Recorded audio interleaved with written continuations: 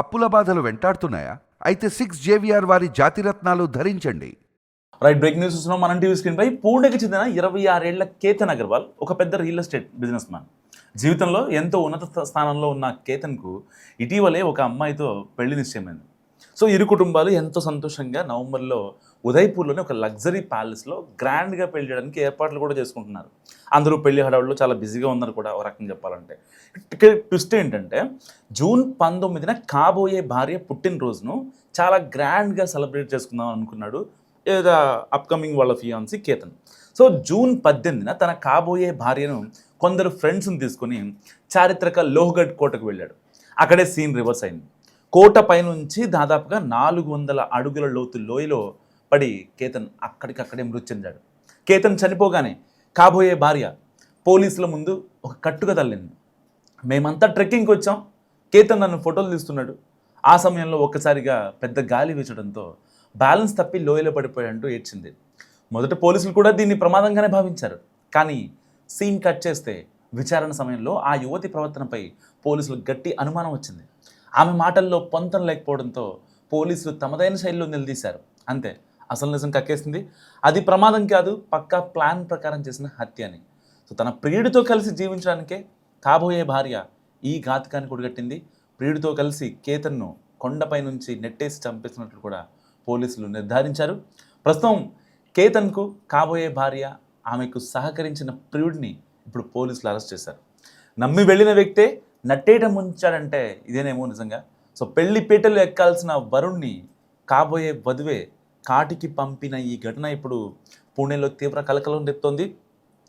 గత వారం రోజులుగా నిజంగా ఈ ఘటనపై దేశవ్యాప్తంగా ఒక రకమైన చర్చ జరుగుతుంది. ఎందుకంటే ఒక మనోడేమో ఒక పెద్ద బిజినెస్ మ్యాగ్నెట్, రియల్టర్ రంగంలో తనదైన శైలిలో ముందుకెళ్తున్నాడు. ఒక యువ బిజినెస్ మ్యాగ్నెట్ అని చెప్పుకోవాలి. సో ఆల్రెడీ ఇంట్లో వాళ్ళంతా పెళ్లి సంబంధాలు చూశారు, చాలా చూశారు ఇప్పటిదాకా. సో ఒక పర్ఫెక్ట్ మ్యాచ్ కోసం వాళ్ళు ఎంతగానో వెయిట్ చేశారు. కట్ చేస్తే ఈ అమ్మాయి దొరికింది. కానీ వాళ్ళు ఎక్స్పెక్ట్ చేయలేదు ఆ అమ్మాయి త్రూగానే ఈ అబ్బాయికి గండం ఉంటుందని. సో అప్పటికే ఆల్రెడీ ఒకసారి తను అటెంప్ట్ ప్లాన్ చేసింది తన మీద, మర్డర్ ప్లాన్. సో అది ఆ ప్లాన్ ప్రకారం ఎంత స్ట్రాటజికల్గా వెళ్ళినా కానీ అది ఇంప్లిమెంటేషన్లో కొంచెం లోపం రావడం వల్ల అప్పుడు చనిపోలేదు. యాక్చువల్గా ఈ రియాల్టర్ చనిపోయింది జూన్ 18న. కానీ జూన్ 14నే ఒకసారి మర్డర్ అటెంప్ట్ చేసే ప్లాన్ వేసింది. కానీ అది వర్కౌట్ అవ్వకపోవడంతో యాక్చువల్గా వీళ్ళు బాలి వెళ్ళాలట. సో అక్కడికి వెళ్ళి ఈ యొక్క సెలబ్రేషన్స్ కానీ లేకపోతే ఇలాంటివి చేసుకుందాం అనుకున్నారు. ఎయిర్పోర్ట్ నుంచి వెనక్కి వచ్చేసారు అనమాట. యాక్చువల్గా ఏదైతే కొత్తగా పెళ్లి చేసుకున్న ఈ అమ్మాయి ఉందో ఆ అమ్మాయి పాస్పోర్ట్ దాచేయడంతో సో చెక్ ఇన్ దగ్గర వెళ్ళడానికి కుదరలేదు. సో వెంటనే వీళ్ళు బ్యాక్ వచ్చేసారు. ఈ యొక్క లోహగఢ్కి వెళ్ళారు. లోహగఢ్కి వెళ్తారు, ట్రెక్కింగ్ చేశారు, అంతా బాగానే ఉంది. ఆ తర్వాత ఈ అమ్మాయి ఇదే సమయం అనుకుంది, ఈ టైం కనుక మించిపోతే ఇంకొక టైం రాదు అని అనుకుంది. సో వెంటనే అక్కడ ఫోటోలు తీస్తున్నాడు అన్యం పుణ్యం ఎరుగని ఈ రియాల్టర్. సో ఫోటోలు తీసే క్రమంలో ఒక్కసారిగా గాలి వచ్చిందని చెప్పి పోలీసులు చెప్పింది. కానీ వాస్తవానికి ఏంటంటే నెట్టేసింది ఆ అమ్మాయి. వీళ్ళు ఆ అమ్మాయి చెప్పిన మాటల్లో, ఆ సమాధానాల్లో ఏమాత్రం పొంతన కనిపించకపోవడంతో పోలీసులకు కాస్త అనుమానం వచ్చింది. తమదైన శైలిలో విచారణ చేసిన తర్వాత అయితే ఆ రియాల్టర్ వాళ్ళ డాడీ కంప్లైంట్ ఇచ్చిన తర్వాత కొన్ని టెక్నికల్ ఎవిడెన్సెస్ వీళ్ళు కలెక్ట్ చేశారు. అండ్ దాని తర్వాత ఎవిడెన్సెస్ కన్నా ఎమోషన్స్ ముఖ్యం కదా. సో ఆ కోణంలోనే ఆ అమ్మాయిని విచారించిన తర్వాత ఆ అమ్మాయి చెప్పే విధానంలో కాస్త తేడా అనిపించింది. అండ్ దాని తర్వాత తన కాల్స్ని కూడా పోలీసులు పరిశీలించారు. సో ఇమీడియట్గా సిడిఆర్ తెప్పించారు. ఆ సిడిఆర్లో నమ్మలేని నిజాలని బయటపెట్టారు పోలీసులు. ఆల్రెడీ తన బాయ్ ఫ్రెండ్ చేతన్ చౌదరితో ఈ అమ్మాయి ఎప్పటి నుంచో రిలేషన్లో ఉంది. సో వీళ్ళిద్దరూ పెళ్లి చేసుకుందాం అనుకుంటున్నారు. సో ఆల్రెడీ ఏదైతే నిశ్చితార్థం జరిగిందో ఆ నిశ్చితార్థాన్ని కూడా క్యాన్సిల్ చేయొచ్చు అనే ఒక ఆప్షన్ కూడా వీళ్ళిద్దరి మధ్య ఉంది. నిజంగా అంటే ఏదో ఒక 10th క్లాస్ చదువుకోనో లేకపోతే 7th క్లాస్ చదువుకోనో డిస్కంటిన్యూ అయిన ఆడపిల్ల అయితే కాదు కదా. సో డిగ్రీ చదివింది, అబ్రాడ్లో కూడా మాస్టర్స్ చేసింది. సో అలాంటి అమ్మాయి ఇంత క్రూయల్గా బిహేవ్ చేయడం ఏంటనే దానిపై ఇప్పుడు చాలా మందిలో ప్రశ్నలు లేవనెత్తున్నాయి. అసలు చదువుకున్న అమ్మాయిలు సేఫా కాదా? డిగ్రీలు మాస్టర్లు ఉన్న అమ్మాయి, బయటికి వెళ్ళి వచ్చిన అమ్మాయి, అలాంటి అమ్మాయిని పెళ్లి చేసుకోవచ్చా లేదా అనే డౌట్స్ కూడా ఇప్పుడు పెళ్లి కాని ప్రసాదుల్లో వ్యక్తమవుతున్నటువంటి ప్రశ్న. అసలు పెళ్లి చేసుకోవాలంటేనే భయపడిపోయే సిచ్యువేషన్స్ అవుతున్నాయి. అసలు ఆ అమ్మాయి అంటే ఆ అబ్బాయితో పెళ్ళి వద్దనుకుంటే 7 అడుగులు నడవాలని అనుకోకపోతే అసలు నాకు పెళ్ళి ఇష్టం లేదు అని ఒక మాట చెప్పచ్చు. వాళ్ళ అమ్మా నాన్న ముందేమో పెళ్ళి ఇష్టం లేదని చెప్పకూడదు, కానీ వీళ్ళు అనుకున్న ప్లానే జరగాలి. వాళ్ళు ఎక్కడా బ్లేమ్ అవ్వకూడదు. ఒకవేళ పెళ్ళి ఇష్టం లేదని ఈ రియాల్టర్ చెప్పినా అక్కడితో ఆపేసేవాడు కదా. ఇతనికి ఒకళ్ళు కాకపోతే ఇంకొకళ్ళు ఉంటారు. ఆల్రెడీ చూస్తున్నారు, 1 year నుంచి సంబంధాలు చూస్తున్నారు తనకి. ఇది కాకపోతే ఇంకొక పెళ్లి చేసుకుంటారు. అలానే ప్రాణాల మీద తెచ్చుకోరు కదా. సో ఆల్రెడీ వీళ్ళిద్దరూ ఒక 1 year నుంచి రిలేషన్లో ఉన్నారు, అంతా బాగానే ఉంది. వాళ్ళిద్దరూ పెళ్లి చేసుకుందాం అనుకున్నారు.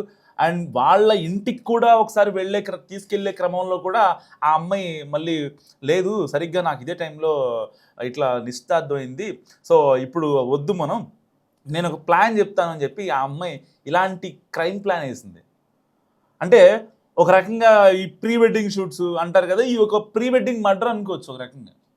ఎస్, ఆబ్వియస్లీ అనాల్సిందే, ప్రీ వెడ్డింగ్ మర్డర్. పెళ్ళికి ముందే మర్డర్ కదా.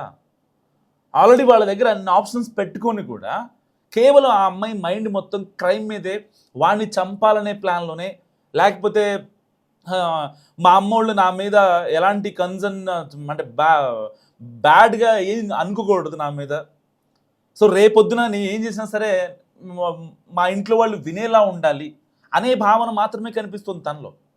నిజంగా కనుక తను ఓపెన్గా ఒక మాట చెప్పుంటే అసలు అచ్చట ముచ్చట తీరని వాడు బతికేవాడు కదా. అసలు వీళ్ళకి ఎవరిచ్చారా రైటు?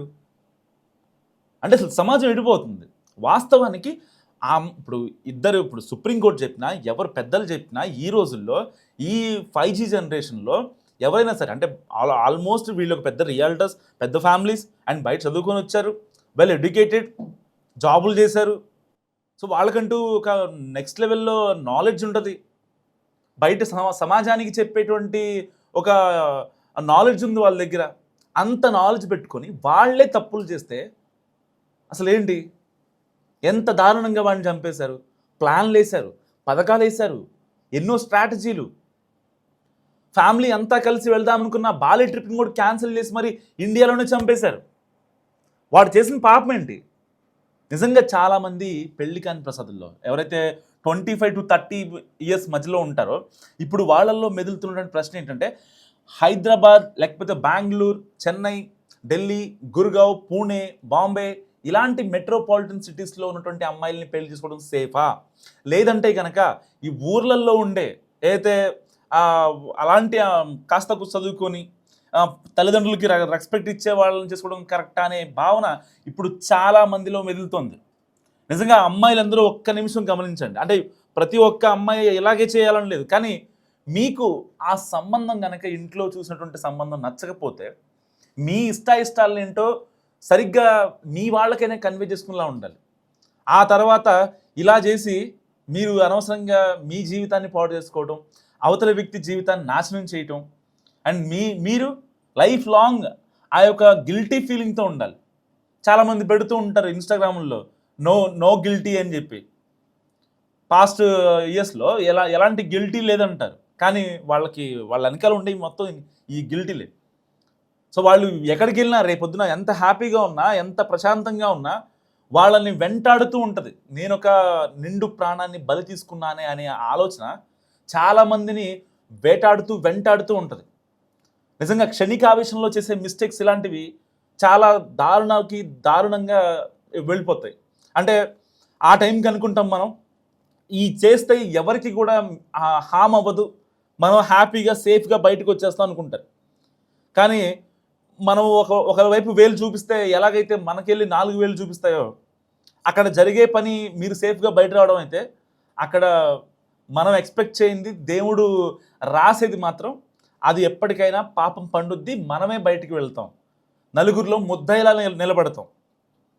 అప్పుడు ఇంకా నా అనుకున్న వాళ్ళు ఎవరు ఉండరు, వీళ్ళు ఇలాంటి వాళ్ళు అని మన క్యారెక్టర్ అనేది ముద్రేస్తారు. ఇంత క్రైమా, ఇంత కర్కశంగా ఆలోచించిందని మన మీద లైఫ్ లాంగ్ ముద్ర ఉంటుంది. రేపొద్దున వాళ్ళ పిల్లలకి ఇంట్లో ఫ్యామిలీ చిన్న చిన్న ప్రోగ్రామ్స్ కావచ్చు, ఏదైనా ఫంక్షన్స్ కావచ్చు, ఇలాంటి వాటికి కూడా మనల్ని దూరం పెడుతూ ఉంటారు. సో ఏదైనప్పటికీ అంటే పెళ్ళి వద్దు అనుకున్నప్పుడు ఇంట్లో వాళ్ళకి చెప్పడం నిజంగా 1000 రెట్లు బెటర్. మీరేమనుకుంటున్నారు? మస్ట్ కామెంట్ చేయండి.